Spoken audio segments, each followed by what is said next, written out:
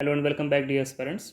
NCERT की इस lecture series में आज हम ज्योग्राफी क्लास 6 का चैप्टर नंबर 3 का क्वेश्चन आंसर वाला सेशन करेंगे। इसके पहले वाले वीडियो में हमने चैप्टर नंबर 3 के थ्योरेटिकल पार्ट को कवर कर लिया है। अब आइए चेक करने का समय है कि हमने जो पढ़ा है क्या हम उसके आधार पर जो भी क्वेश्चन दिए गए हैं उनको सॉल्व कर पा रहे हैं या नहीं। तो आइए नॉलेज चेक करने का टाइम आ गया है। पहला क्वेश्चन देखते हैं। कहता है what is the angle of inclination of the earth's axis with its orbital plane. ध्यान रखें, क्वेश्चन को बहुत ही ध्यान से पढ़ना है। कहा जा रहा है कि एंगल ऑफ इंक्लिनेशन बताइए अर्थ का एक्सिस का उसके ऑर्बिटल प्लेन से। ओके, ध्यान रखें यहाँ पे ऑर्बिटल प्लेन है, न कि यहाँ पे वर्टिकल प्लेन है। और यहाँ पे अर्थ का एक्सिस है। इस दोनों चीज़ को आपको ध्यान रखना, दोनों कीवर्ड है। तो हमने क्या पढ़ा था कि हमने देखा था ये हमारा अर्थ है और यहाँ पे ये हमारा होता था orbital plane. Okay, orbital plane होता था और एक्सिस हमारा अर्थ का ऐसे, चूंकि अर्थ अपने एक्सिस पे थोड़ा टिल्ट है तो हमारा ये एक्सिस होता था। तो एक्सिस से ऑर्बिटल प्लेन का कितना बनता था एंगल, तो हमने देखा था 66.5 डिग्री। अब अगर यही क्वेश्चन थोड़ा चेंज कर दे और कहे the angle of inclination of earth's axis with its vertical plane, अगर ये ऑर्बिटल प्लेन की जगह पे अगर कह दे वर्टिकल प्लेन तो क्या होगा आंसर। तो आंसर हो जाएगा, देखिए यहाँ से हम इसको थोड़ा चेंज कर देते हैं। देन हमारा आंसर हो जाएगा ये आपका वर्टिकल प्लेन है और इसके साथ जो एंगल बन रहा था वो कितना था 23.5 डिग्री। तो जब एक्सिस का एंगल पूछेगा, एंगल ऑफ इंक्लिनेशन पूछेगा वर्टिकल प्लेन के रिस्पेक्ट में, देन 23.5 डिग्री हो जाएगा। और जब एक्सिस का angle of inclination orbital plane के रिस्पेक्ट में पूछेगा तो 66.5 डिग्री हो जाएगा। इन दोनों का डिफरेंस आपको ध्यान रखना है, नहीं तो एग्जाम में अक्सर लोग 23.5 डिग्री वाला लगा कर आ जाते हैं, जो कि गलत आंसर होता है। Now the next question is define rotation and revolution. Simple सा है, रोटेशन वो होता है जो पृथ्वी अपने एक्सिस पे क्या करती है, रोटेट करती घूमती है, उसे रोटेशन कहते हैं। रिवोल्यूशन वो है जब पृथ्वी सूर्य का एक चक्कर लगाती है, सूर्य का चक्कर लगाती है एक फिक्स्ड ऑर्बिट में, यानी कि एक पर्टिकुलर पाथ पे लगाती है, उसे कहते हैं रिवोल्यूशन। ये चीज़ें हमने पढ़ रखी हैं। Now the leap year. So leap year क्या होता है, देखिए every 4th year the month of February is of 29 days instead of 28 days. हर चौथे साल जो फरवरी का महीना होता है वो 29 दिन का होता है, जबकि बाकी के 3 साल वो 28 दिन का होता है। तो जो चौथे साल 29 दिन का होने की वजह से जो एक दिन एक्स्ट्रा होता है, वो एक दिन एक्स्ट्रा होने की वजह से जो उस साल में नंबर ऑफ डेज की संख्या होती है वो कितनी हो जाती है, 66 हो जाती है। नहीं तो नॉर्मली 365 होते हैं। तो ये जो नंबर ऑफ डेज जब 366 हो जाए किसी ईयर में, तो उस ईयर को कहते हैं लीप ईयर कहते हैं। So a leap year is a year with 366 days. Okay, अगला क्वेश्चन कहता है differentiate between summer and winter solstice. देखिए समर सॉल्स्टाइस क्या होता है, विंटर सॉल्स्टाइस क्या होता है।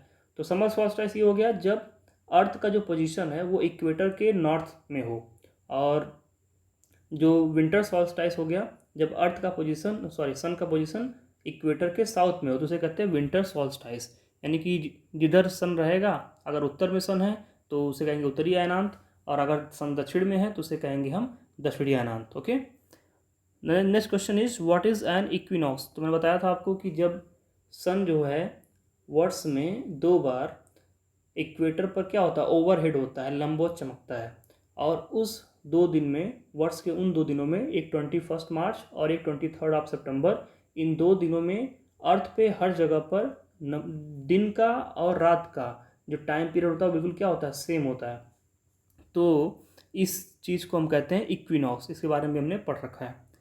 Then the next question is why does the southern hemisphere experience winter and summer solstice in different times than that of the northern hemisphere. अच्छा, पहले question को समझ लेते हैं। इनके कहने का तात्पर्य ये है कि जो दक्षिणी गोलार्ध है वो विंटर, यानी कि विंटर एंड समर सॉल्स्टाइस को अलग अलग समय में क्या करता है, अनुभव करता है। जो दक्षिणी गोलार्ध है वो विंटर और समर सॉल्स्टाइस को अलग अलग समय में अनुभव करता है, जबकि जो उत्तरी गोलार्ध है ये विंटर, ये समर सॉल्स्टाइस को और समर सॉल्स्टाइस को और विंटर सॉल्स्टाइस को क्या करता है, एक ही टाइम में अनुभव करता है। ये किसी भी से क्या रीज़न है, तो इसे समझने का सिंपल सा तरीका है। देखिए अब ये हो गया आपका अर्थ। ओके, ये हो गया आपका ऑर्बिटल प्लेन हो गया, ये हो गया आपका एक्सिस हो गया। तो इनके कहने का तात्पर्य ये कह रहे हैं कि southern hemisphere experience winter and summer solstice in different time. अब मान लीजिए कि सन की जो स्थिति है वो क्या है, इस समय नदन है, यानी कि समर सॉल्स्टाइस, यानी कि सन जो है इस समय इस वाले हिस्से में चमक रहा है, जो नॉर्थ वाला हिस्सा वहाँ चमक रहा है। ओके, तब क्या होगा, इस समय जब यहाँ पे चमकेगा तो इसे हम कहेंगे समर सॉल्स्टाइस कहेंगे। ओके, लेकिन अब यहाँ पे समर सॉल्स्टाइस कहेंगे और यहाँ पे वाकई में जो है समर होगा, यानी कि गर्मी पड़ेगी यहाँ पे। ओके, और सन भी कहाँ होगा, उत्तर में होगा, तो इसे समर सॉल्स्टाइस भी कहेंगे। और जब यहाँ पे हम साउथ में जब सन आ जाएगा, जब सन इक्वेटर के दक्षिण में आ जाएगा, साउथ में आ जाएगा, तो क्या होगा यहाँ पे, इसे हम कहेंगे विंटर सॉल्स्टाइस। ओके, क्या कहेंगे, विंटर सॉल्स्टाइस। लेकिन इस समय यहाँ पे विंटर ना होकर के समर होता है। समझ रहे हैं बात, चीज़ों को थोड़ा ध्यान समझिएगा। कहने का क्वेश्चन में तात्पर्य यह है कि जब सन का जो पोजीशन होता है वो इक्वेटर के नॉर्थ में होता है, यानी सन जो है नदर्न हेमिस्फीयर में होता है, उस समय तो विंटर समर सॉल्स्टाइस होता है और उस समय ही समर का सीजन भी होता है। लेकिन इसके ठीक उलट उलट जब सन की स्थिति जो है इक्वेटर के साउथ में हो जाती है, देन इसे कहते हैं विंटर सॉल्स्टाइस। लेकिन इसी समय यहाँ पे विंटर का सीजन नहीं होता है, यहाँ पे कौन सा सीजन होता है, समर का, क्योंकि सन जो है वो ऑलरेडी इक्वेटर के साउथ में है, तो इसलिए यहाँ पे गर्मी ज़्यादा पड़ती है। तो सीजन तो समर का होता है, लेकिन स्थिति जो है सन की वो विंटर सॉल्स्टाइस वाली होती है। तो यही जो डिफरेंस आ जाता है कि जब सन साउथ में होने के बावजूद भी यहाँ पे विंटर सॉल्स्टाइस होने के बावजूद भी विंटर सीजन नहीं होता है, जबकि जब सन जो है नॉर्थ में होता है, समर सॉल्स्टाइस जब होता है उस समय समर का सीजन होता है। तो ये जो डिफरेंस है ना, उसी डिफरेंस का रीज़न पूछ रहे हैं। तो बस यही रीज़न है, जब सन इधर आ जाता है तो वो क्या होता है, विंटर सॉल्स्टाइस होता है, लेकिन वहाँ पे जो सीजन होता है वो समर का हो जाता है, तो विंटर उस समय नहीं पड़ता है। तो इसी वजह से यहाँ पे ये डिफरेंस हमें देखने को मिलता है। आई होप आपको ये चीज़ समझ में आ गई होगी। ध्यान से इसको देखेंगे, एक दो बार और देख लीजिएगा, अगर आपको कन्फ्यूजन होगा तो ये चीज़ समझ में आ जाएगी। Now the next question is what do the poles experience, why do the poles experience about 6 months day and 6 months night. देखिए, इस क्वेश्चन को भी समझने के लिए ना हम थोड़ा सा तरीका अपना चेंज करते हैं, थोड़ा सा हम फिगर के माध्यम से समझने का प्रयास करते हैं, क्योंकि थोड़ा स्पेशल क्वेश्चन है।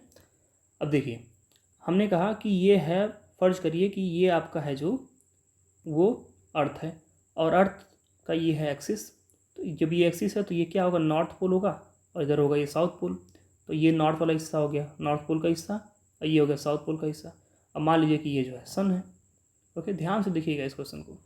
कहा जा रहा है कि 6 months क्या होता है, डे होता है पोल्स पे, और 6 months नाइट होता है। ऐसा क्यों, तो जब जब सन जो होता है वो समर सॉल्स्टाइस में होता है, यानी उत्तरी गोलार्ध में, उत्तरी अयनांत में होता है, तो जो ये नॉर्थ वाला पोल वाला हिस्सा होता है ना, ये क्या होता है, ये सन के सामने होता है।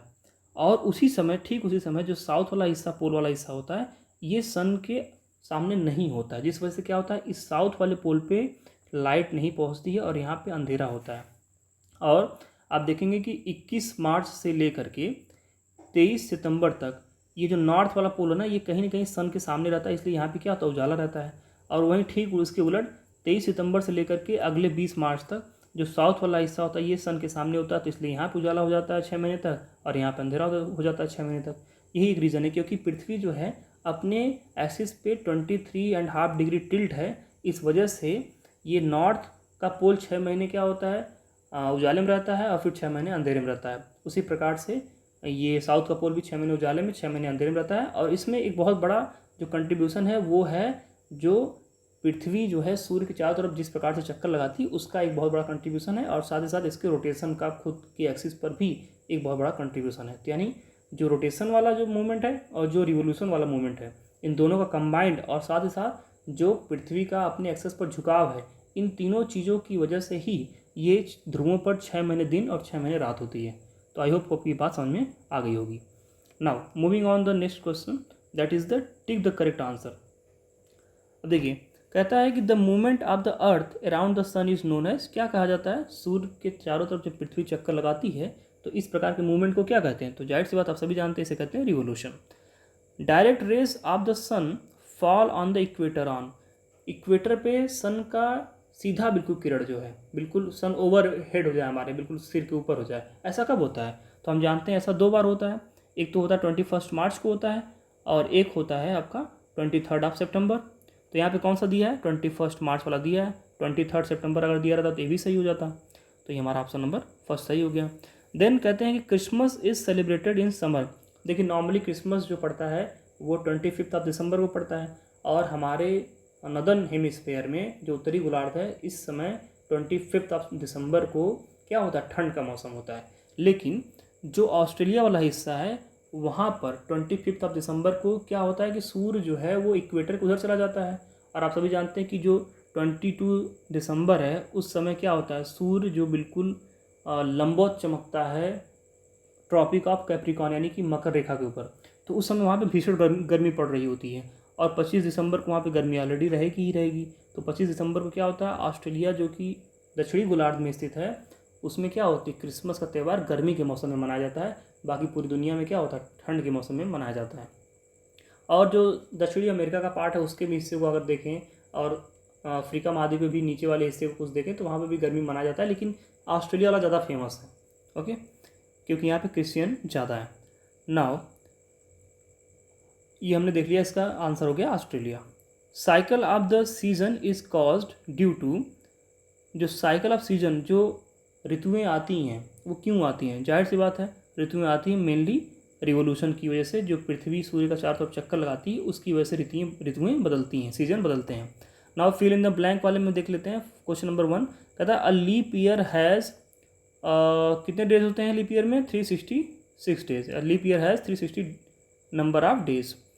सेकंड क्वेश्चन कहता है the daily motion of the earth is, earth जो डेली मोशन करता है उसे क्या बोलते हैं, उसे कहते हैं रोटेशन बोलते हैं, अपने एक्सेस पे रोटेट करता है। थर्ड क्वेश्चन कहता है the earth travels around the sun in a fixed orbit, एक फिक्स्ड ऑर्बिट में क्या करता है, ट्रेवल करता है। और यहाँ पे the next question the sun's rays fall vertically on the tropic of, किस पे पड़ता है, जो सूर्य की किरणें होती हैं वो किस रेखा पर 21 जून को बिल्कुल सीधी पड़ती हैं, लंबवत पड़ती हैं, ओवरहेड होती हैं। तो ये 21 जून आप सभी जानते हैं क्या होता है, ये ऐसा समय होता है जब जो उत्तरी गोलार्ध है, जो नॉर्दर्न हेमिस्फीयर है, उस समय सूर्य की किरणें बिल्कुल क्या होती है, लंबवत होती हैं कर्क रेखा पर। Then tropic of cancer is the answer. The next question is days are shorter during, दिन का टाइम पीरियड कब कम होता है, गर्मी के मौसम में या फिर ठंड के मौसम में। तो आप सभी जानते हैं ठंड के मौसम में कम होता है। So days are shorter during winter season. What is answer, winter season. तो ये हमने देख लिया फिल इन द ब्लैंक। और देख लेते हैं क्या कुछ और बचा हुआ है इसमें, कोई और क्वेश्चन जो हमें सॉल्व करना, नहीं।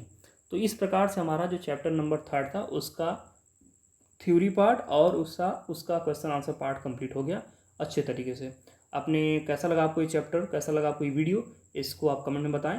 और इसके साथ अपन मिलते हैं अपने अगले वीडियो में, तब तक के लिए नमस्कार।